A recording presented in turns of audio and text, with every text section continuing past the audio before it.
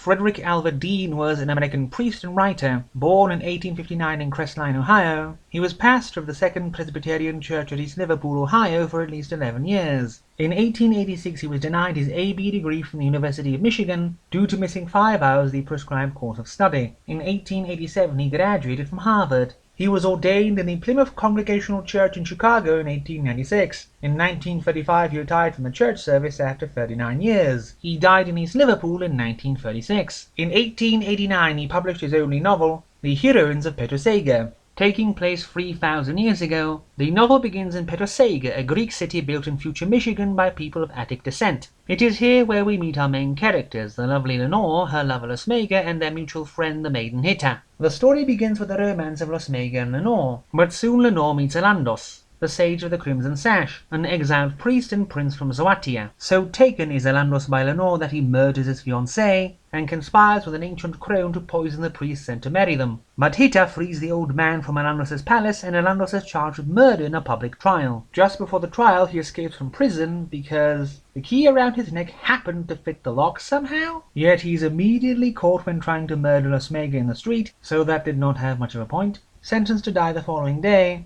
the entire city is then suddenly destroyed when 3 giant icebergs descend upon it and rend it asunder, killing almost everyone. Elandos escapes and takes Lenore back to Zoatia, where he is made king, and tries to woo her, but she refuses to be untrue even to the memory of Losmega, whom she believes is dead. However, by chance, Hitta and Losmega are both alive. Losmega is caught at sea and tortured by a band of pirates who wish to initiate him into their number, while Hitta is thrown upon the Blessed Isles and comes under the protection of the priestesses there. As Lenore refuses Elandos over and over, Hitta goes to search for Losmega, believing him to be alive. Losmega did escape the pirates during a hurricane, but Hitta finds herself a captive of the cruel Monhegan tribe in the far reaches of Zoatia. The Monhegans make her jump over a burning jump rope for their amusement, but once she manages to pass the trial, they immediately begin to follow her orders, her surviving being seen as miraculous. With her newfound power over the tribe, Hitta manages to find Losmega, though he is to have no more part of the plot, being too weak. Meantime, Elandos had taken Lenore to No Man's Land, a distant part of Zoatia where the sun never shines and nothing lives. Within a series of catacombs she is first led into the goal of idiocy, and made to endlessly ride a phantom horse in the darkness or be captive inside a giant skull until she would relent. She refuses,